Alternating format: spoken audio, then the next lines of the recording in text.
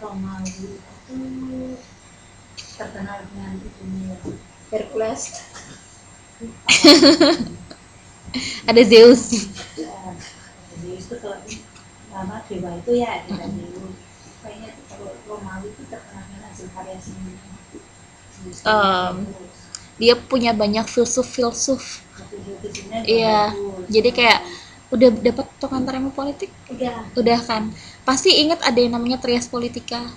Ingat kan? Iya. Nah, itu tuh Trias Politika tuh dapat dari mana? Itu salah satunya dia itu orang Romawi. Itu terjadi zaman Romawi. Jadi tentang ilmu politik gitu, ekonomi, termasuk kayak apa tuh Trias Politika? Trias Politika hubungan apa eksekutif terus apa Iya, oke. Nah, itu Romawi itu tuh merupakan salah satu masa apa ya istilahnya itu kayak masa kejayaan. Jadi di mana banyak banget tuh pemikir-pemikir yang mereka itu menghasilkan Plato, Aristoteles segala macam itu yang yang ilmunya sampai sekarang masih kita pakai. Jadi dari segi yang politik sampai yang kayak matematika itu ada di zaman Romawi ini. Iya, ketika jadi yang paling terkenal tuh Julius Caesar itu. Kalau mungkin paling masih ingat tuh kan Julius Caesar yang paling salah satu yang terkenal. Nah, di situ tuh ketika Romawi itu mereka sudah punya sistem pemerintahan, walaupun sistem pemerintahannya tuh yang bersifat kayak kota-kota gitu loh.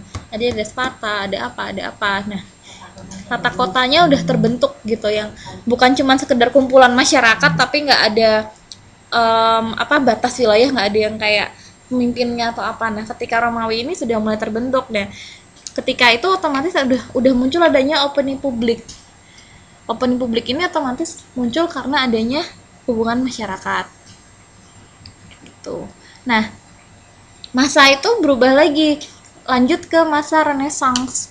Renaissance itu kalau bahasa Prancis, re itu artinya before, sebelum. Naissance itu artinya kelahiran. Jadi itu kelahiran kembali. Jadi reproduksi kembali kali.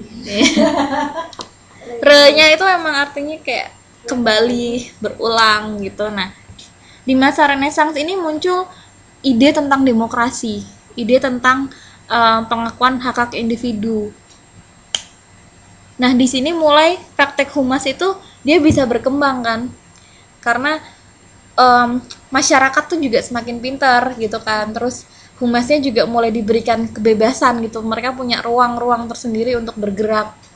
Jadi ketika masa Renaissance ini memang salah satu kayak salah satu masa kejayaan kemunculannya si humas ini sendiri gitu.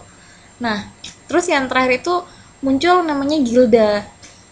Gilda itu di situ di buku dijelasin itu gilda tuh perkumpulan pengusaha yang berbasis home industry. Tapi pada akhirnya gilda kan tadinya home industry yang kecil. Tapi dengan seiring perkembangan zaman, gilda ini nggak hanya terdiri dari perusahaan yang home industry yang kecil-kecil aja, tapi juga jadi perusahaan yang lebih besar, yang cakupan dia otomatis secara nggak langsung jadi lebih besar pula. Nih, kita masih ngomongin sejarah lagi nih.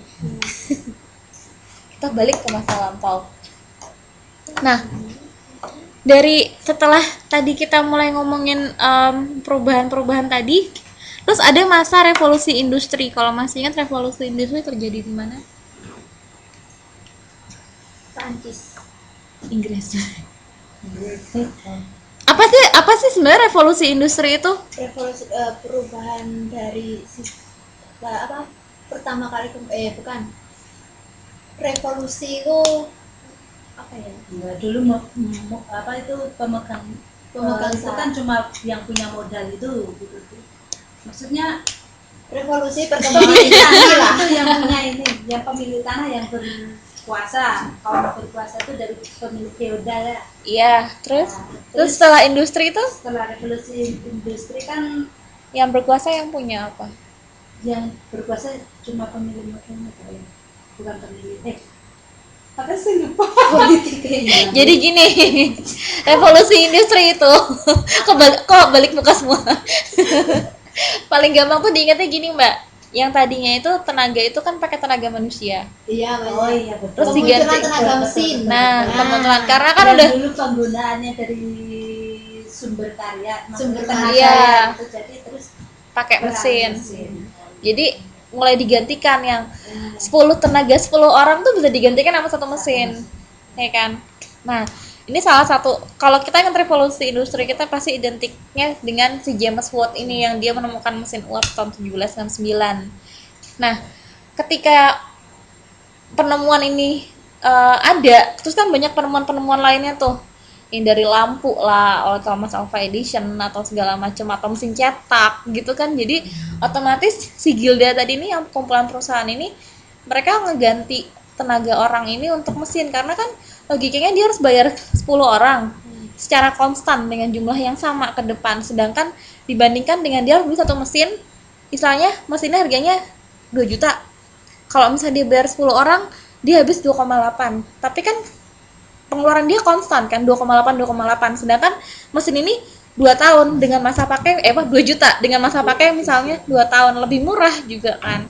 Nah, tapi otomatis dengan digantikan ini masa ketika juga banyak pengangguran, banyak orang kehilangan pekerjaan, terutama orang-orang yang nggak punya keahlian gitu, yang kayak ya mereka menggunakan tenaga mereka itu keahlian mereka gitu, tapi mereka nggak punya keahlian spesifik lagi, karena kan di Eropa dulu juga pendidikan itu juga sesuatu yang lumayan mahal, jadi nggak semua orang kan ada kelas-kelasnya gitu. Yang kalau bangsawan sih mereka sekolah mereka tahu kan misalnya cara pakai mesin tuh gimana, tapi yang nggak sekolah kan mereka nggak tahu, hanya jadi petani misalnya.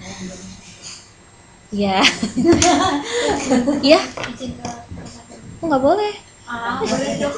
Nggak ada botol. Ya udah, kita break aja 5 menit. Oh, oke. Ya. Aku tak paham dulu. Ikut.